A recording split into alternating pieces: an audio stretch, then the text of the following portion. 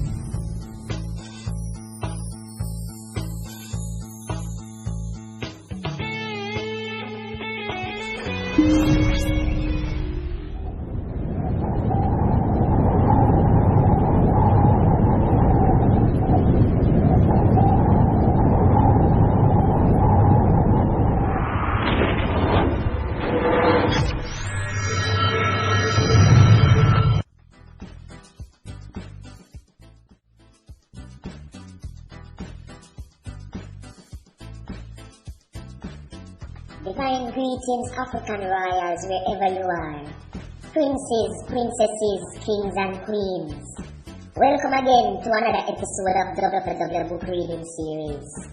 Reading for Enlightenment and Awareness.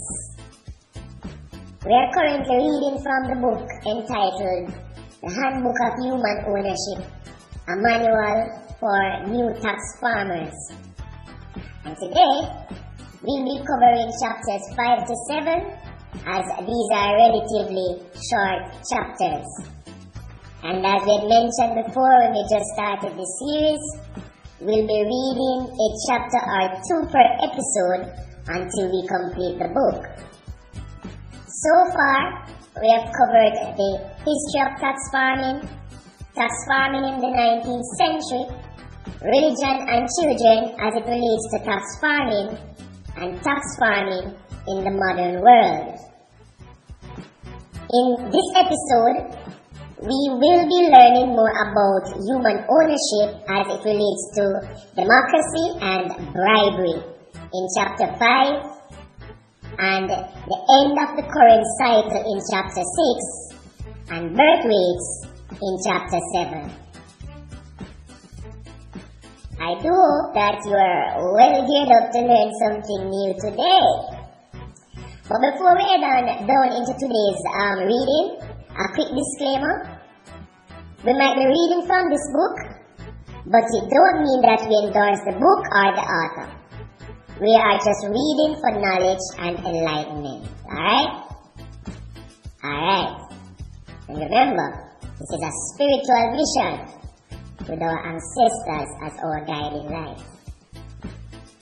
And remember, you can always download a free copy of this book at freedomainreader.com so you can read and follow along with us. With that said, grab your notebooks, grab your highlighters and your pens, and let's go open up our eyes some more in this episode.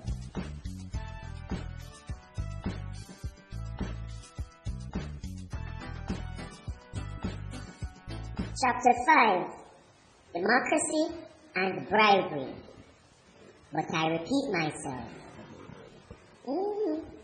That's a title, word for word. Let's begin. Every politician must promise, say, $3 in benefits for every dollar taken in taxes. This is utterly impossible, of course, since the government has no money of its own and is ridiculously inefficient at everything it tries. So it is only through borrowing or printing money that politicians are able to bribe voters into imagining that the government produces wealth. The introduction of fiat currency and the modern banking system, protected by government-controlled cartels, as well as the legal shield called the quote-unquote corporation, has been a godsend to modern politicians since it allows the cost of present-day bribery to be pushed off decades or even generations into the future. This has been a complete no-brainer for everyone involved. Free bribe money, paid for by strangers who haven't even been born yet, is a temptation too lucrative and consequence-free to even imagine resisting.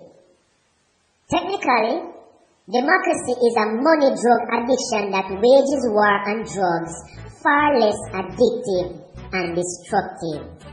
There ends chapter 5. Short and spicy. Make sure you catch the nuggets.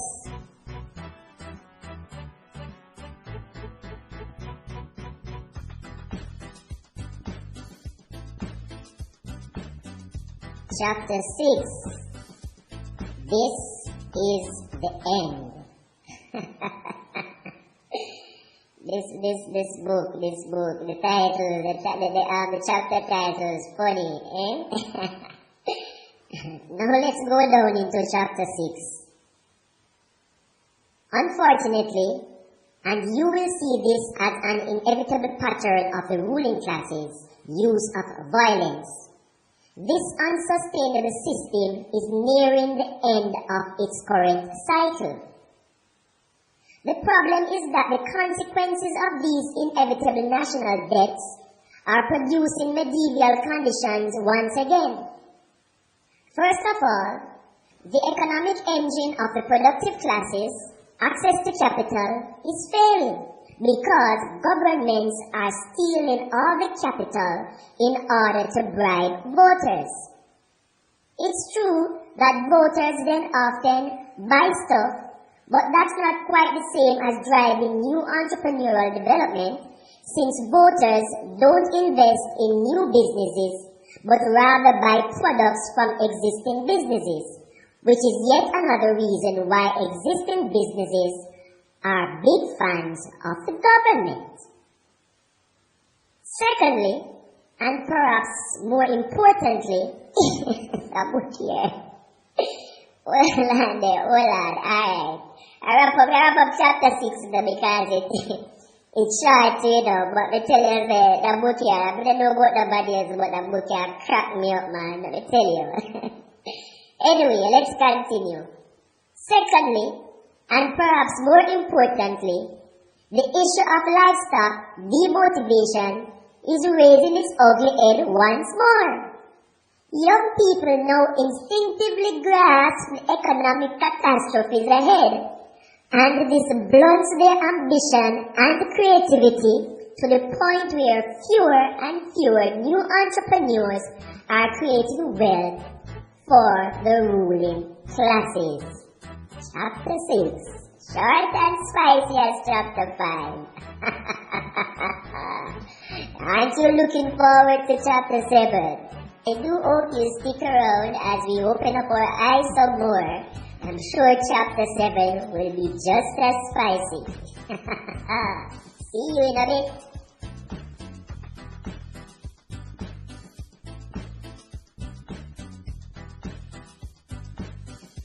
Chapter 7.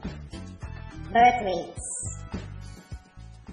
To rulers, the most fundamental capital is not money, but people, or more accurately, children, but we will get to that below.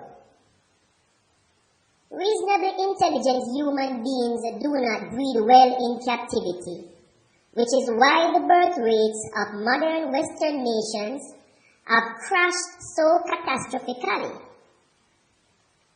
Those of us in the ruling class obviously want human livestock intelligent enough to create wealth for us.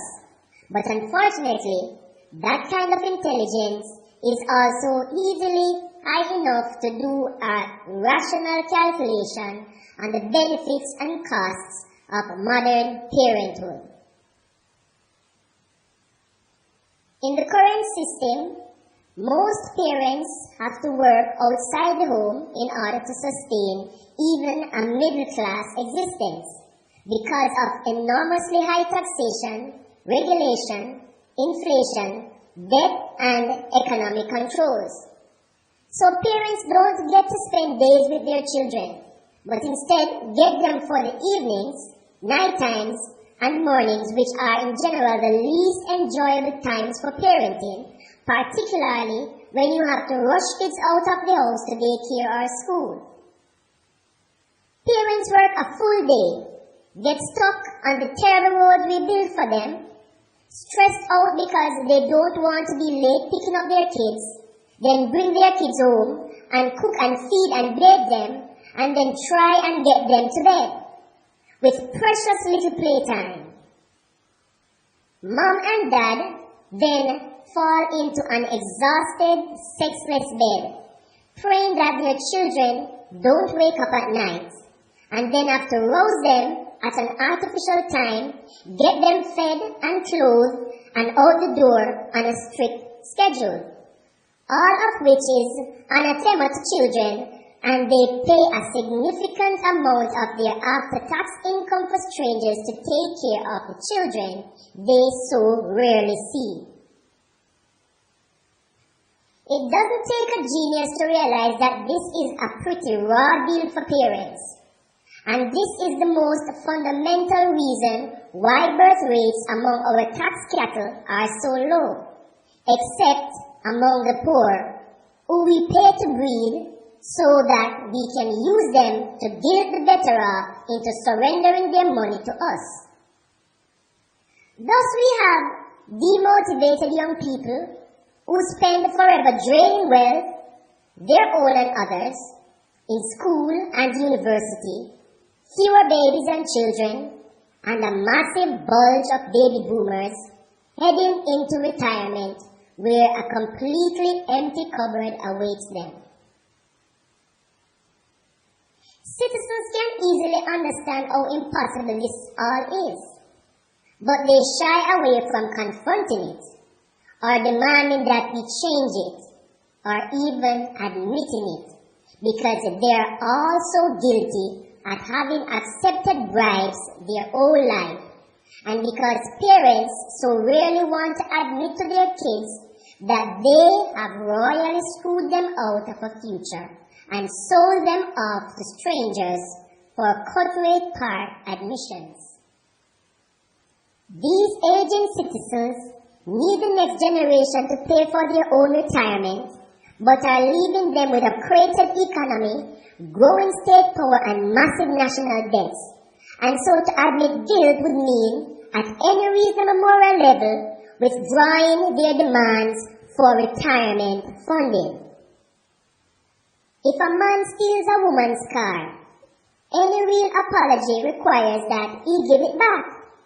But this is never going to happen with the national debt or the trillions in unfunded liabilities, and so no one with any real influence is ever going to demand that we deal with this impossible situation.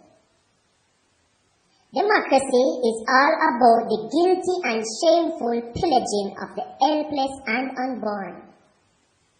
It corrupts moral responsibility to the point where almost everyone is far too guilty and entitled to take a moral stand for accountability. Get a man to take stolen goods and he will never complain about theft. This is the essence of democracy. So, no worries there. Here ends chapter 7. Do hope that you find this chapter, this episode, enlightening, and you learn a thing or two from the nuggets that were dropped. Give thanks.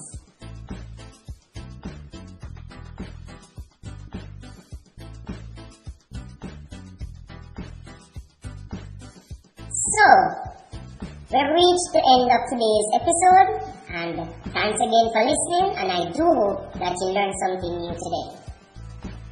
If you find this series educational and informative, please subscribe and join us as we continue, reading towards the global awakening and enlightenment of our people. A mammoth task, but it can be done. And again, please be reminded that not because we read a book here means that we are in agreement with the philosophies of the author or the context of the book. We are simply reading to become more knowledgeable about things we didn't know about but should. If it exists, then why shouldn't we know that it do? Just simply that. Give thanks again, and thanks for stopping by. See you in the next episode.